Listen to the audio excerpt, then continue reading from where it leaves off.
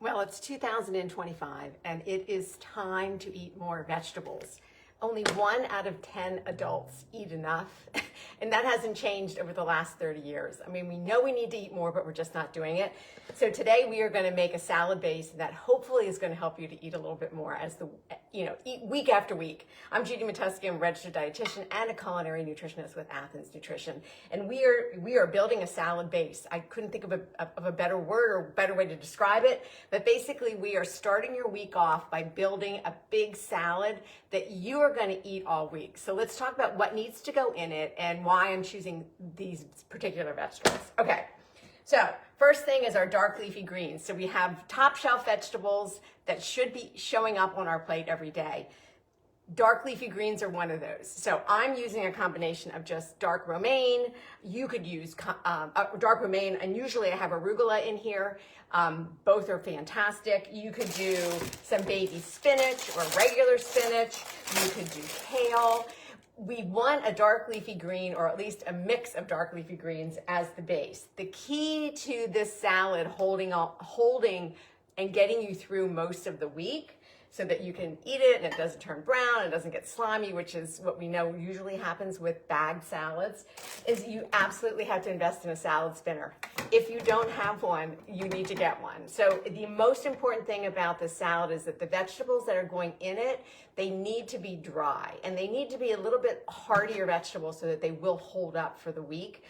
And your lettuce has to be dry, dry, dry. So main thing, salad spinner is a must.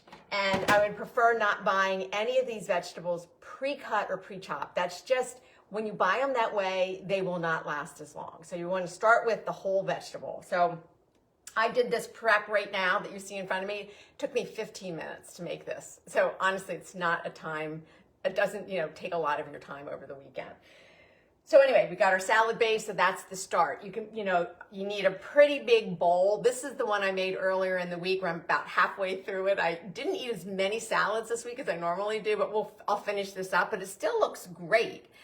Even after, I think I made this on Sunday. The only thing that happens is if you're using like romaine lettuce, whether you tear it or you cut it, it will start to get a little bit brown where you've torn it or cut it. It's still fine. It just changes the look. So whether or not that bothers you, if it does, then I would stick with arugula, dry baby spinach, or kale, and you'll kind of avoid that.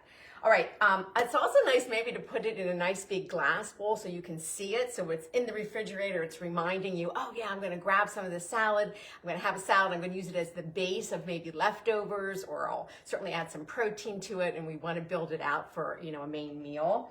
But anyway, you can, so starting with the dark leafy green, nutritionally, that's just one of those powerhouse veggies. The next thing is we want some sort of cruciferous vegetable to be a part of this. And as you're building it, it's nice to kind of bring in some color. I think if you can get 3 different color vegetables to start your base, that's ideal. I'm just using some purple cabbage. I love it. I think purple cabbage is just so great raw. I just, cut it fairly thin. It has just a natural sweetness to it. So, and cabbage, now I happen to have a little bit left of I think this was a Napa cabbage that I had, so a green cabbage as well. I can mix the two, you can do both. You could even just build this out just as cabbage as your kind of lettuce base if you wanted to. If you didn't have the dark leafy greens, that's fine. This bowl isn't big enough, so I won't be able to add all of the cabbage, but we're gonna mix that in. That gives us our 2. We've got our dark leafy green. Now we've got a cruciferous vegetable that is one of those fabulous anti-cancer fighting full of compounds that can help lower risk for cancer. So cruciferous vegetables, we should be eating those all the time. Other examples might be you could do some cauliflower if you didn't have the cabbage. Another option would be, cauliflower. Broccoli, you could do cauliflower. Kale counts as a cruciferous vegetable, and so does arugula. So if you're using arugula and kale, not only you have your dark leafy green, but then it also counts as one of your cruciferous servings. So I just like this color combination, and then I usually like to add something orange just for color and also just for the beta carotene aspect. You're not going to be able to do cooked sweet potatoes to build the space at the beginning of the week. You could add chopped, cooked, baked sweet potatoes to the salad when you're ready to eat it. It just, that won't hold up quite as well during the week. I just love to use carrots. Again, adds a little natural sweetness, and then, you know, brings in the color that we want. So the idea of building your salad base is we want at least 3 different colors here, ideally, and then we want the 3 kind of top shelf veggies. Dark leafy greens, some sort of cruciferous vegetable, and then it's nice to bring in some sort of orange or even deep red, like we could put whole cherry or grape tomatoes in here as well. To boost up some of the carotenoids in our salad. This with a lid on, this is typically when I put it in, and I have a lid for this. It's pretty big. I make this every week, and it gets used by the end of the week for sure, because we're eating it at lunch, we're eating it at dinner. The one thing that I thought about would be nice too is if, I know this time of the year, not everybody's always into salads because it's, you know, cold out, and sometimes we want something a little bit warm.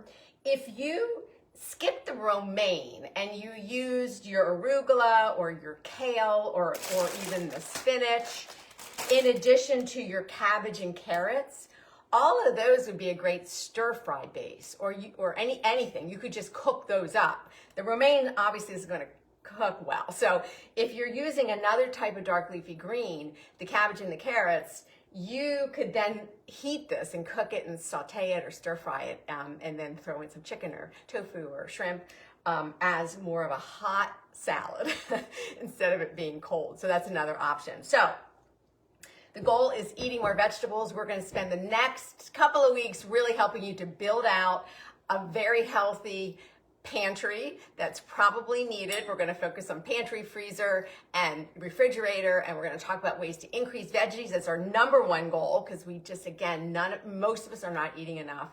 And then also we're going to talk about other things as well.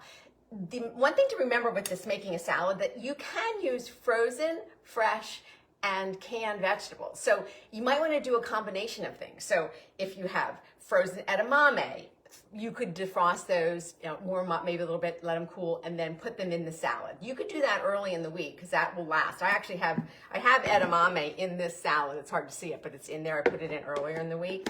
The other thing is you can use canned beans, any kind of bean. Chickpeas would hold up really well. Rinse them, you know, dry them a little bit with a paper towel so they're not wet, and then sprinkle those in. They'll hold up for the week as well, so you can pull beans in, or you can just add. What I usually do is I start with the base like this. Sometimes I'll add beans, sometimes not.